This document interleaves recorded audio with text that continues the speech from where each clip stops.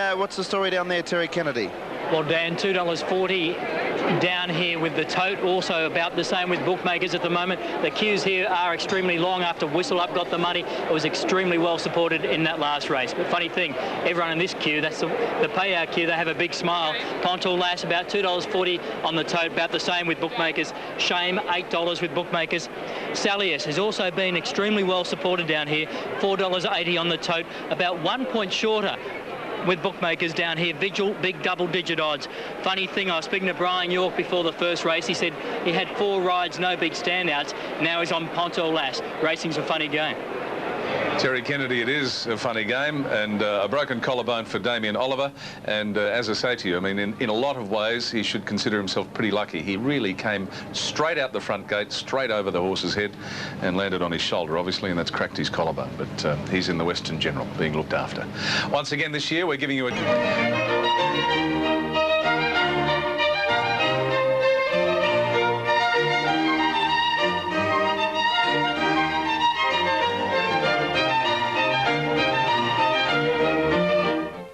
Welcome back to Oaks Day 95. The crowd outside has gone just a little bit quiet, but you'd expect that. Nobody likes to see a race fall, particularly a bad one. That was for young Damien Oliver. And as I said to you, we'll try and get somebody to check with the hospital, make sure he's okay, because I'm sure all of you racing followers right around the country would want to know that he is. Broken collarbone, we believe. Sandra Sully is back. Well, she'd never left it in our 10 marquee. Hi, Tim. Welcome back to the Marquee. We're having a lovely day. A little bit windy, but as I said earlier, it's always better than rain, isn't it? Now, we're joined by Nicholas Hammond and Petra Yarra, 2 of the stars of Mirror Mirror. Often our lead-in on Saturday and Sunday afternoons. You're on at 4 o'clock on Channel 10? That's right, every 4 o'clock on Saturdays on Channel 10, except this one because of the races. OK, now, also a special, I guess a double for you this week in particular. Nicholas, Tim, is, I guess, every young man's dream. Tonight on the Brady Bunch, he takes out Marsha Brady. Oh, what heavens. a treat. Yes, that is true. Yes, actually they did a Brady Bunch theatre show based on this episode about Marsha. She gets her nose hit and she gets her comeuppance for wanting to go out with me instead of the other lad. But so what was she like? She was just absolutely lovely. In fact, all of the Brady Bunch are lovely. It was a lovely show to work on. Now, Petra, you're having a good day today. You haven't been out to the Cup before, or Cup Week, have you? I went to Derby Day, so I have been, but yeah. And you have your tips all ready for this afternoon. The race is not far away. Yep, Pontoon Lass, I think, despite the sad thing that just happened to Damien Oliver, but I still think Pontoon Lass will be the winner. And Petra? Arctic Scent. There you go, Tim. If you're still not quite sure, we're always coming up with a couple of tips here at the Marquee. Sandy, at this stage of my betting career, I'm not sure of anything. I don't blame you. I've heard your track record. I had a great day, Derby Day. I'm having a shocker today and had one on Cup Day as well. We're just standing by for the presentation of the jockeys for the Oaks. Richard Zachariah will do that for us. He'll do the honours very shortly on what has been a great day. It really has been. And they're talking about a change a little later on. At this stage, everything's picture perfect. So, let's meet the jocks. Sorry, jockeys. Here's Richard. For number 5, the Bergenstock will be Glenn Boss. Race 6, the Cussons Country Cup. Number 5, the Bergenstock's rider is now Glenn Boss, replacing Damien Oliver. Gentlemen, riders in the Group 1 Crown Oaks.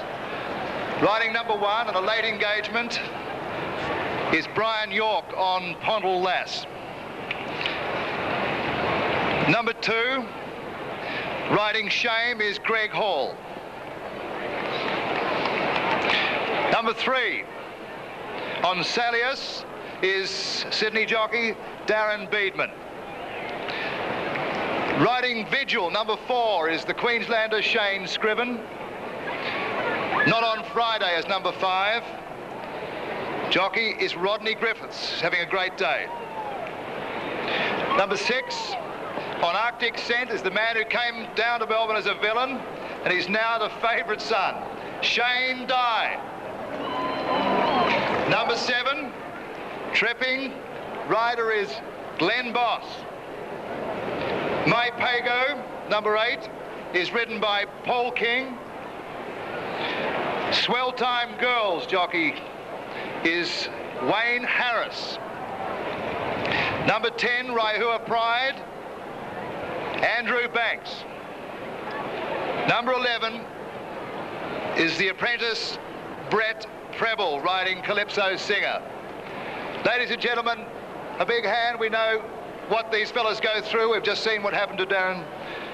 And I think they show great courage riding any race, particularly, of course, in a Group 1. So can we just hear it for the jockeys? Thank you. We'll be back with the race in a few minutes. Thanks. Thanks very much, Richard. Yes, they do make a quid, the good ones. In fact, most of them make pretty good money, but let me tell you, it is a highly dangerous occupation, being a jockey. And amidst all of this razzmatazz, the people featured at this time of spring are traditionally winners, of course. But in horse racing, not every day is a diamond. Marita Hurd was a starry-eyed apprentice jockey aiming at days just like this one, when her career sadly ended.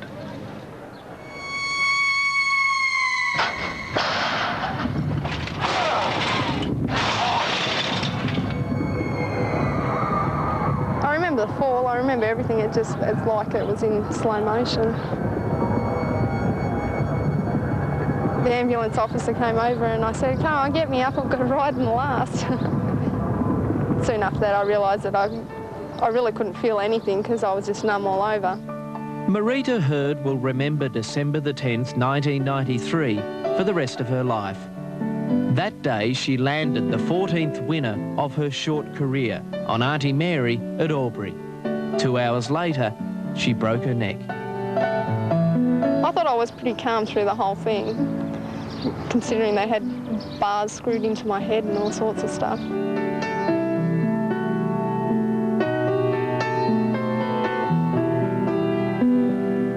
The 22-year-old jockey from Wangaratta was told she may never walk again and would definitely never ride. Thanks to good friends and an old galloper called Taradam, she's doing both. Gay Gauchi was there when Marita had her first lesson after the fall. She looked very unsteady and very nervous. And I thought, well, it's great for her to have a chance to be back on, but it didn't look like she'd ever be able to pick up the reins and ride out the gate like she could for the 10 years previous. And just over the last 3 months, she's improved just out of sight. And much of the credit for that is going to Taradam, a 9-year-old Grosvenor gelding who showed great promise on the track before breaking down. What he would sense is someone sitting more quietly than probably normal and less driving from the legs. So her left leg is a little weak. So we use the stick a bit more and he takes that quite well. They blend together perfectly. The next stop, hopefully, for Marita and Taradam, providing they make the team and can find sponsorship, will be the Disabled Olympics in Atlanta next year. What did it mean to you to be able to get back up on a horse? Freedom. Once I got back on a horse, it was like there was nothing ever wrong with me. It's like sitting in an armchair. He really looks after me too. It's just amazing. It's sort of a 1 in a million horse and he managed to find me, so I'm really happy with him. Learning to do everything again, I don't take anything for granted now. No, I'm sure she doesn't. And let me wholeheartedly recommend to you the Riding for the Disabled associations all around the country. You can get in touch with them and they do a simply magnificent and marvellous job. Peter Donegan, let's go racing. It's the Oaks. The big one of the day, Tim, the Crown Oaks, and these fillies are now in the mounting yard, a field of 11, and don't they make a wonderful sight at this time of the year all the time, Jen? Oh, absolutely. It's going to be a terrific Oaks this year. There's many, many horses here with chances, so you could probably make a case for most of them, Pete. And the case being made for Pontelas is a very strong one, number 1.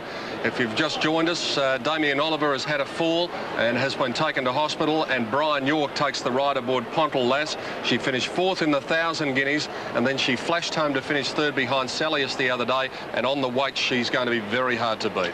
Well, she certainly is, Peter. She got too far back in the Wakeful and she ran on very, very strongly towards the final stages. It does look like this distance is going to suit her, the 2,500, and I think she looks very, very hard to beat here. Yes, the reason we're not showing you that filly is because she's not in the mounting yard as yet. Number 2 is Shame. They've taken the blinkers off here. John Hawkes won the previous event. She got home very strongly at the end of the 1,000 guineas to win narrowly, and then she finished 10th in the Wakeful the other day. Any excuses for that? Well, there really wasn't. I couldn't really see any, Pete, but she might have just had one of those days off because she is a much better horse than that. She just failed to make any impression whatsoever after sitting midfield there. I think you probably got to forgive her for that run. one. She is better than that. She's got to be called back into this with some sort of chance in the race, and Greg Hall on board. He's nice and strong. Number 3 is Salius, trained by Pat Hyland, to be ridden by Darren Beedman. And this filly finished off her race in superb fashion the other day when she won the Wakeful. Prior to that, she'd just been touched off in the 1,000 guineas, and those sectional times from the Wakeful indicated that she ran home brilliantly. Well, absolutely, and the win was just fantastic in the Wakeful. She's a horse that can handle these sorts of conditions as well. It doesn't worry her with the sting out of the track. She races up on the pace, so she might even be able to dictate the terms here, and that might be the clue to getting away with it. Under the set weights, of course, Salius goes up 2.5 kilos, whereas Pontal Lass drops 1.5. Number 4 is Vigil. The rider is Shane Scriven, trained by Clary Connors, who's had tremendous success in this race over the years. And, of course, he has Pontal Lass engaged as well. She won at Moonee Valley, finished off her race nicely to beat Castlereagh Run, and then finished in the middle of the field in the Wakeful. Well, she was a little unlucky in the Wakeful on Saturday. She settled around about 3rd, and she was on the inside, and she never really got clear there. So I think she can certainly improve in this race, and she's not out of it. Well, Pontal Lass certainly a little late coming into the mounting yard, and that's the reason why she's still up there. So she is very late coming in and is going to make a last-minute dash, pretty much like Farlap did in the movie, Jen. Yes, a bit like that. Don't know whether we can compare her to Farlap, though. No, I think we're probably flying a bit high there, but however, she has got one of those mighty finishes. What about number 5, Not On Friday? Her form's been very good. She's been placed in both the 1,000 guineas and the Wakeful, and that's normally a very good indicator. Well, it is. I thought she probably had every possible chance there in the Wakeful Stakes, and she was no match for the winner there, Salius. I think it's hard to see her turning the tables on Salius. She ran 2nd, but she was beaten fair and square. She is very honest, though. Number 6 is Arctic Scent. Gerald Ryan trains, and Shane Dyke takes the ride. Now, if you go through her form, it's really hard to fault before the last run, especially if you go back 2 runs ago, because she chased home Nothing Like a Dane in Catalan opening, and, of course, Nothing Like a Dane's come out and won the Derby, run 2nd in the Melbourne Cup. What about her run the other day? What did you make of it? Well, she didn't have a great deal of luck because she was 3 wide the whole way throughout that race, so she covered plenty of ground there, and I actually thought she battled on very, very well. She looks to be going along quite nicely. All her form has been pretty good, and she has drawn well, so she's a chance in the race too. Tripping, number 7, is the 3rd of Clary Connors runners here, Glenn Boss, the rider. Good 2nd in the Oaks trial, but well beaten by Swell Time Girl, and then she finished 6th in the Wakeful behind Salius on Saturday. Yes, well, she was 3 or 4 wide most of the way in the Wakeful, and I thought she battled on quite strongly there, but comprehensively beaten by Swell Time Girl in the Oaks trial. So on that, you'd have to say Swell Time Girl should probably beat her home here, I would suggest. What about number 8, My Pago? Carries the Bow Art colours, Jen, ridden by Paul King for David Edwards, and well, she's been racing very consistently in Perth, but how will the form hold up in this type of race? Very, very hard to line up her form here, Pete. I've got to say she started at 40-1 last start, which probably indicated her chances there. She did run 2nd, but it's her first time to Melbourne. She's having her first try over the 2,500 metres. I'd say a place chance at best. Number 9, Swell Time Girl, to be ridden by Wayne Harris, and this filly won the Oaks trial at Geelong, and she was oh so impressive. Was she ever? She was just so wide. I think she was about 4, 5 or 6 wide right throughout in the Geelong Oaks trial. It was a superb effort, and the start before that she bolted in. She won by 6 lengths there, and she's just one of those fillies that just keeps on improving in a terrific stable, and I think she's got an excellent chance. I mentioned that Clary Connors had 3 runners. He's actually got 4 because number 10, Rewa Pride, is the 4th of them, to be ridden by Andrew Banks. Well, she finished 2nd last in the Wakeful, and you'd really think that she's pushing things a bit here. Well, I would say so too, Pete. I'd have to agree with that because her runs in Sydney prior to coming here haven't been too bad, but since she's been here, she really hasn't fired a shot, and I don't really like her chances here in the Oaks. Calypso Singer, number 11, the bottom one. Brett Preble takes the ride for Jim Houlihan here, and she finished 4th behind Swell Time Girl in the Oaks trial, and pretty hard to see her turning the tables on that filly. Well, she didn't have a lot of luck in the Oaks trial. I've got to say she got back and probably got back a bit further than she really wanted to there. She did run on strongly towards the final stages. I would suggest if you're taking a trifecta in this race, she is not the worst. Well, give us your trifecta in one, Jen, in the Crown Oaks. Well, I'm going for Swell Time Girl, Pete. I do think she can win this race. Number 9 from number 1, Pontal Lass, and the very impressive in the Wakeful Stakes, number 3, Sally. Salius. I thought number 3, Salius, on that run in the Wakeful Stakes would be the one to beat from Pontal Lass and Arctic Scent. These fillies going to the stalls now for their big event of the year. It's the Group 1 Crown Oaks over 2,500 metres, and as Pontal Lass leads the field out before this enormous crowd at Flemington, we'll take a break and be back with the Fillies Classic on the other side of these commercials.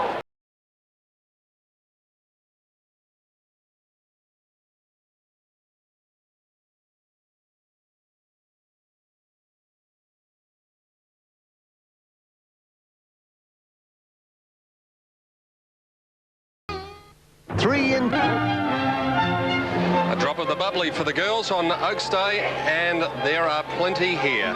More than 60,000 people with hats of all shapes and sizes enjoying the day, enjoying what has been fairly pleasant weather without seeing too much sunshine, and enjoying the racing.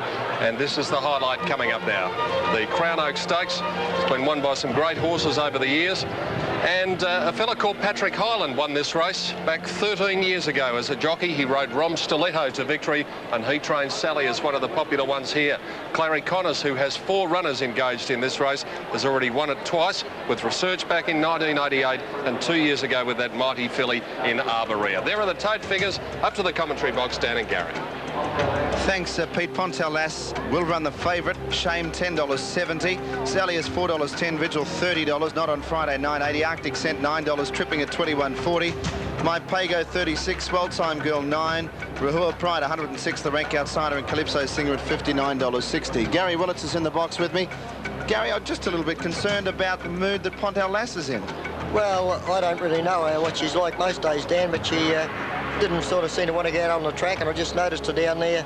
Brian York was giving her a real slap up to try and get her to move again, but I used to ride a pretty good horse, a chestnut horse that used to take his time going to the barrier too, Manicato. Did he really? But he didn't used to worry when the gates opened.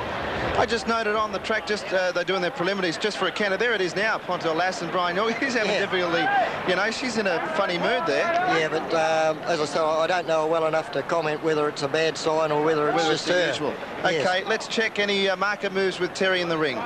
Certainly, Dan, yes, $2.60 Pontal Lass on the tote. That is about the same with bookmakers. The Suns come out here at Flemington, and so too of the big punters, and also the rank and file punters. They all want to be on Pontal Lass. I know Damien Oliver thought he could add the Oaks to the Melbourne Cup victory within the space of 3 days. Now it's up to Brian York. Salius is about $4 on the tote. Exactly the same with bookmakers at the moment, but as I speak, just some late money now, John Letts, for Salius. But the one they've also come to, down the bottom, Swell Time Girl at around $8 with bookmakers, and it's been met with some very solid support. Let's see. 2 horses, Terry, that look really good here are Swell Time Girls, very relaxed. I'm just walking alongside her now, and also tripping, but the one that did get me was Not on Friday. Looked very, very well, very relaxed. Rod Griffiths has ridden the double, but looking at them from down here, I'd say Swell Time Girl and Not on Friday were the 2 that you'd want to be on if you're down here. The top weight's just in a little bit of a piggy mood today. Yeah, I thought that Letsy, Brian York was having a bit of difficulty just trying to coax her into a canter at first. Yes, even in the mounting yard, she didn't want to come out, and just worries you a little bit on warm days with fillies, doesn't it? Certainly does. They start at the 2,500 metre point, where they start the Derby from, and the Crown Quality, and this is the Crown Oaks. They're all set to go. Light is on. Ready, and they're racing. A fair breakaway to Arctic Scent and Calypso Singer, the best 2 to jump from Pontal Lass, and Salius out wide. Shame 5 deep early, tripping 6 wide as they try to sort themselves out. Then Vigil, Rahua Pride, Not on Friday, My Pago, and last of all, Swell Time Girl.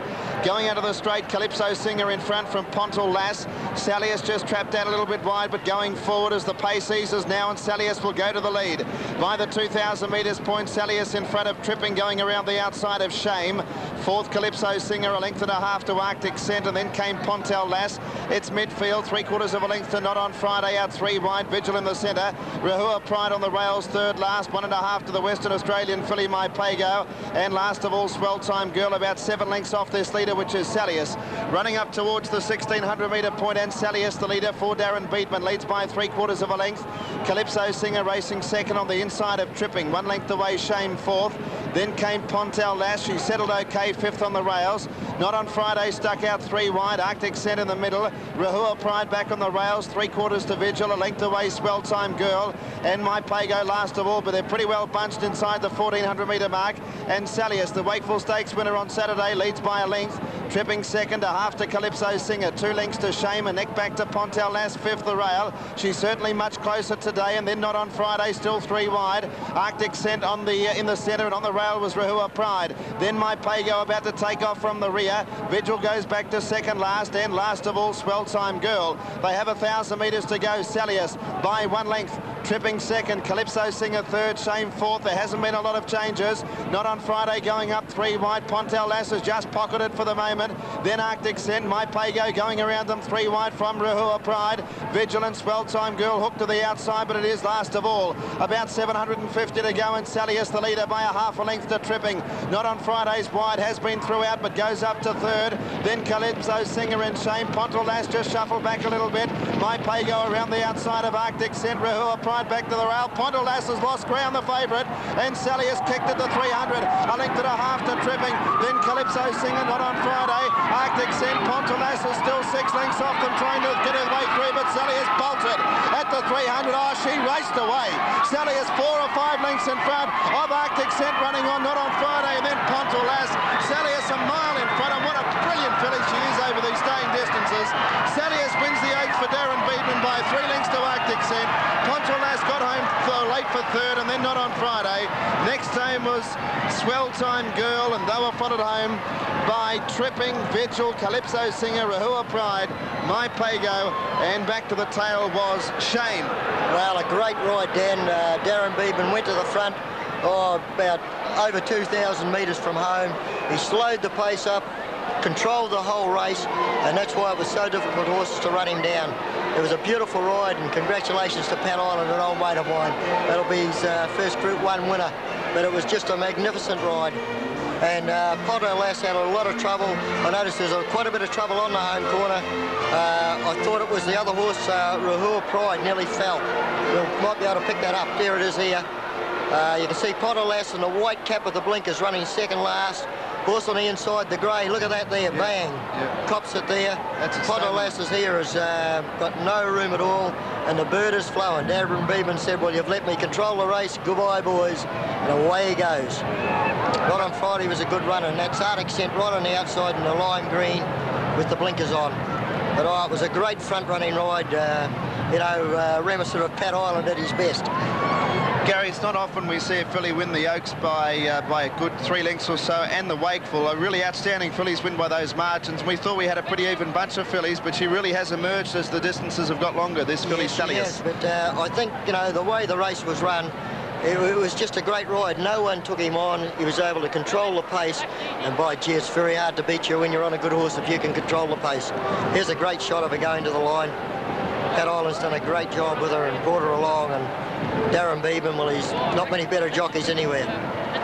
Okay, Pat Highland is the trainer. He won one of these races as a jockey. This is his first as a trainer. Pete has Pat Highland. A very popular victory, Pat Highland. Congratulations. Thank you, Peter. She's pretty good, isn't she? She is pretty good, and the ride was 10 out of 10. Yeah, I don't think I could say I could do better than that. I think it was special. Yeah, really special. And she's a special filly, and to have Darren Ryder, I think that's just tops it off. You must have gone in confident, because especially with the sectional time she ran the other day, it made it nearly impossible to beat when she straightened up in front. Yeah, I know. I said this morning on the radio that, Pontel Lass, we beat her at set weights in the Guineas. We beat her home, and although she had a big weight advantage on us today, we were going to be there dictating the race. It worked out pretty well the way it was expected. Mate, what gives you more of a thrill, winning it as a jockey or winning it as a trainer? I don't know. I got a big thrill in 1988 when Ron Stiletto won, but it's great to be able to do it at this end of the scale. When you get too old for one thing, Pete, you got to do something else. We're pleased that you're in the winner's circle, Patrick. Well done. Thanks, mate. Thank you. Pat Highland, it is a tremendously popular victory. This man who's been such a great jockey over the years, overcame adversity in his career as a jockey, and now he's making his name as a trainer. First Group 1 winner as Salius comes back to scale after the Crown Oaks, and that was a superb ride by Darren Beedman. Second placing going to number 6, Arctic Scent, running on very very strongly at the end of the race. And third was Pontellas, number 1, ridden in very good fashion by Brian York without luck, I feel. 3, 6 and 1, 239.6. Here's the ovation for Darren Beatman, for Pat Hyland and for Salius.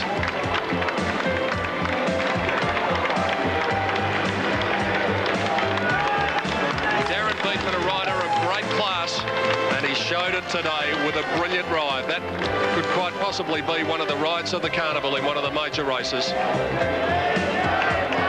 Happy Connections, a delighted trainer, and Salius, a deserving winner in the Crown Oaks Stakes. And Paddy getting caught up in the emotion there. He said it was 88 that Rom Stiletto won the Oaks. It was actually back in 1982. But that doesn't matter. He trains the winner today. We'll take a break and back with the Oaks presentation in a moment.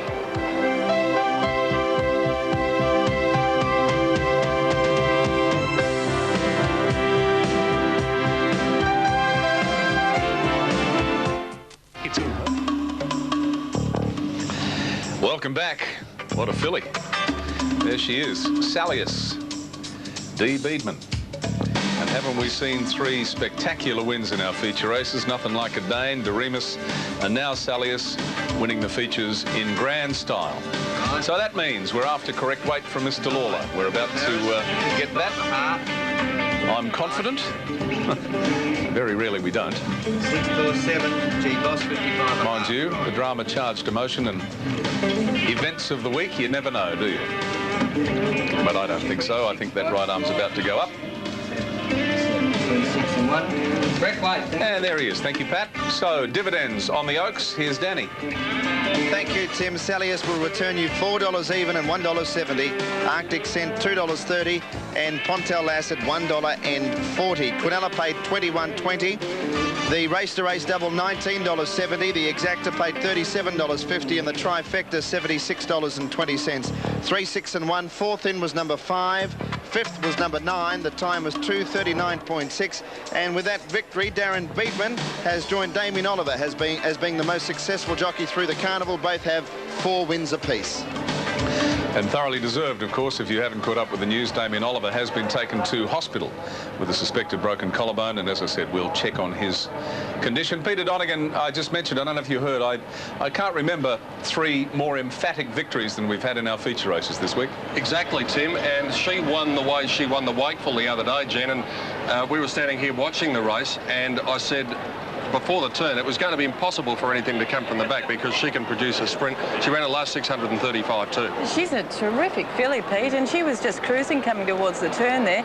She's got a bit of a height about her as well, but we're going to see a lot more of this filly. I might just add too, as we watch Salius striding away, Arctic Scent making up ground actually in the closing stages, but she sprinted so hard, Salius, that you might have expected her to get a little bit weary in the last 200 metres. Pontellas came back to scale and she was bleeding profusely with her near forelegs, so obviously she's got into all that trouble that we did see. And Swell Time Girl of the Beaten Brigade, she was well back last and she didn't have a lot of luck getting a run, but I'm not saying she could beat this filly. I don't think anything could today. Certainly the superior filly on the day is Salius, and the presentations are getting ready, so shortly we'll have race 5. We've got a riding change in race 6, Jen, the Bergenstock. The Bergenstock is to be ridden by Glenn Boss now. He's the replacement rider for Damien Oliver, and I've got to say, Pete, I'm pretty keen on his chances. It was just a magnificent effort last start at Caulfield when he covered so much ground, and he went on to win the race pretty quickly. I like him from number 16, Straight Star, another horse racing very well in the country, and number 1, Jovial Dancer, I've put him for 3rd. I've gone for number 12, Tankard, each way, but the Country Cup is usually a raffle. Dan, I reckon they'll probably have wide open betting figures for this race.